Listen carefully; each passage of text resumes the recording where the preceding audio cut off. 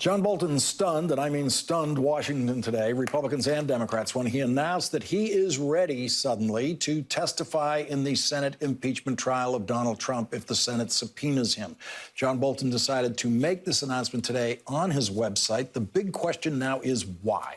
Why is someone who refused to testify to the House impeachment investigation willing to testify to the Senate trial of the now impeached Donald Trump?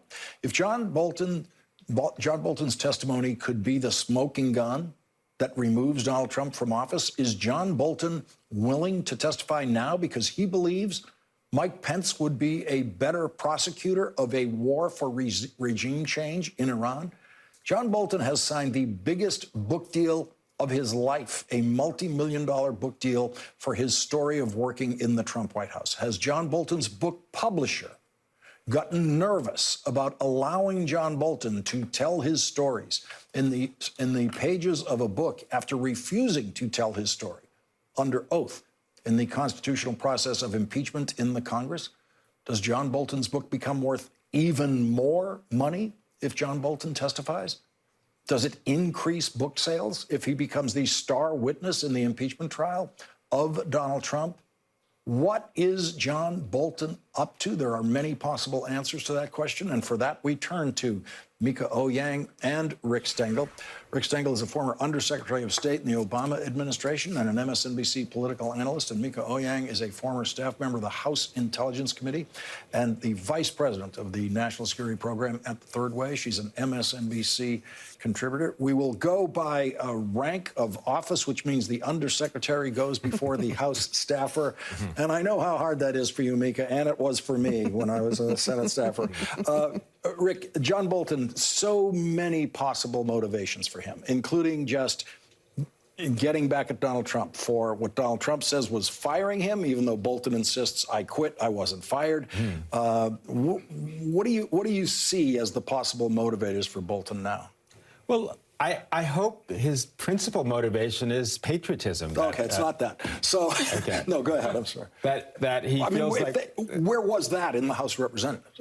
I mean, didn't he eliminate that as a possibility? Well, I mean, it might be, he might feel that this is the big ball game in the Senate, and this is the true historic measure, and he didn't want to be left out. I mean, it might be he just, wanted to get in that same soccer game and be in the scrum.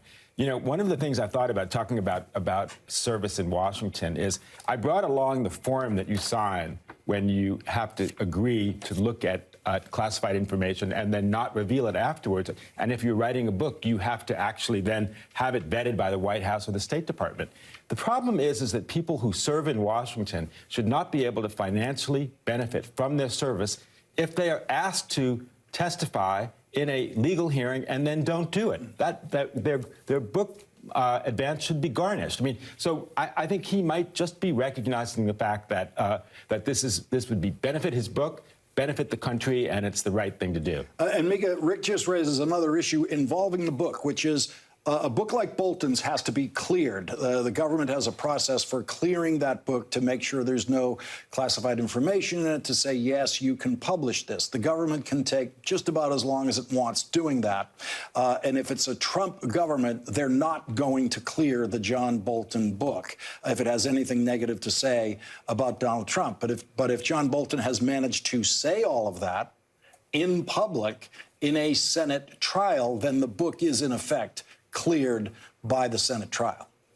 That's right. And there are tremendous protections for people who testify in front of Congress under the speech and debate clause. Things that are said there provide some protection from prosecution because it's so important to testify to Congress. So, yes, he is avoiding some of the questions of redactions and excuses that you've seen in this administration to try and withhold information. But I also think that there's a political motive here for Bolton in his refusal to testify to the House and his agreement to testify before the Senate if called, and that's he's venue shopping. He knows he has a much more favorable venue in the Senate where he's likely to have Lindsey Graham or Richard Burr as the chairman of the committee, and he did not want to face the questioning of Adam Schiff, who, as we have seen, is a very effective and very thorough prosecutor. But he doesn't know that he's not going to face the questioning of Adam Schiff. Adam Schiff could be one of the House managers, Mieke, on the Senate floor prosecuting the case.